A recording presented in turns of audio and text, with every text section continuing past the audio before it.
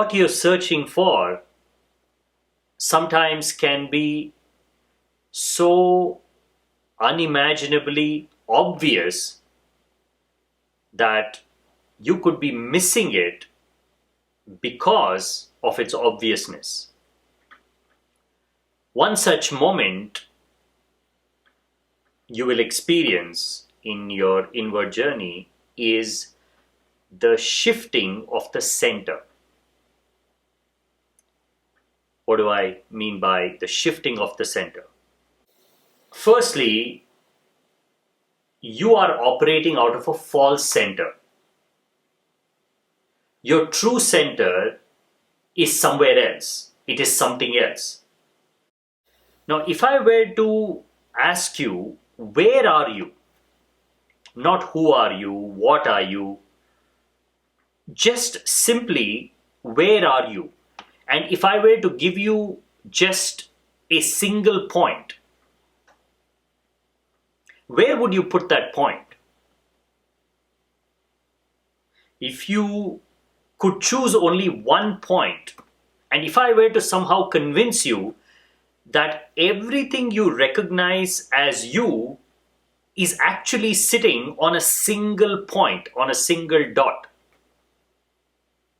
For a moment, assume that to be true. There is no difficulty in assuming. Would you put this point outside of you? Obviously not. Because if you're putting it outside, then you are, in a way, saying that you are not inside your body.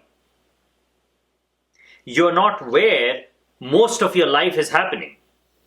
You know you are very close to the body, very close to the mind. So it cannot be outside. If that dot were to be outside, then you have to revolve around that outside. You cannot leave it and go far away. All of your emotions, your connections, your fears and frustrations are fixed on the self-image, majority of which is just your face, your head. And that is where you believe you are, somewhere inside the brain.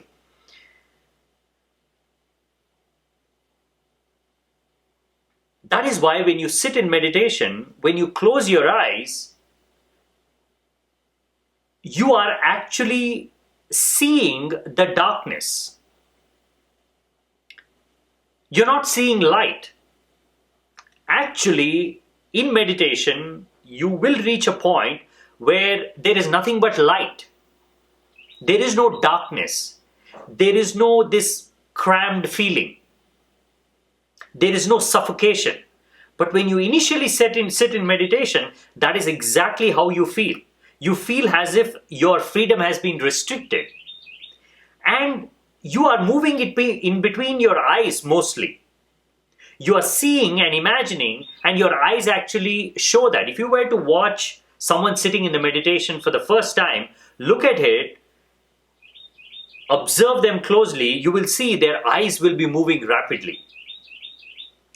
But if you were to observe someone who has spent enough time in meditation, has gone deep, you will see the eyes won't be moving. The eyes will be absolutely fixed. Now, why is this? Your eyes move even when you're asleep, but only during what is called a random eye movement sleep, where you are actually dreaming and you are involved in the dream, where your consciousness is filled with a lot of thoughts. That is when your eyes are moving in what is called, in yogic terminology, swapna or dream state. But when you go deeper and experience a state called sushupti, which is a deep sleep where there are hardly any thoughts, then your eyes don't move. Why? Because your center has shifted. You're no longer stuck in the head center. Initially, when you fall asleep, because there is this deep attachment to the head center, even when you lie down and close your eyes, you are continuing to see, you are continuing to perceive through the head. After a while, the relaxation deepens because you're not consciously churning this. Even without meditation, even without any external intervention, naturally something relaxes you inside. Of course, the only difference is all this is happening subconsciously. You're not aware of it. That is why you cannot identify with it. In deep states of sleep, you even touch zones of pure bliss. A zone where there is no disturbance, total relaxation. But when you wake up, you don't identify with that relaxation. You only identify with the dreams you've had. When you wake up in the morning, if you have to recollect, you only recollect a dream. You never wake up and say, I touched this deep zone of consciousness. But you are touching that zone. That is what you're craving for in sleep. So in a way, the experience of awakening that you're searching for in meditation is actually happening to you at a certain level when you're asleep. But because you are totally unconscious, it is not registering on your being. You wake up in the morning, you again start frantically searching for experiences, searching for things through the perception which is happening through your head. Now, what happened in sleep? Why did the eyes stop moving? Because your center shifted. That is why when you sit in meditation for the first time, you are nowhere else but in your head and you are continuing to see things. Now, the single biggest frustration in meditation, the single biggest frustration in life is this false center that you have fully identified with. You are nowhere near the head. Your true center is nowhere near the head. In fact, your true center is nowhere near the body. It is so far away from your sense perception that it belongs to its own dimension.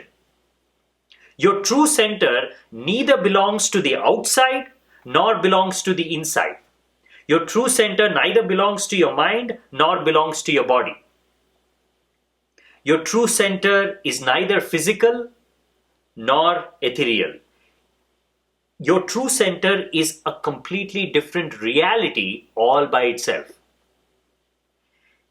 And it is such a reality that it is everywhere.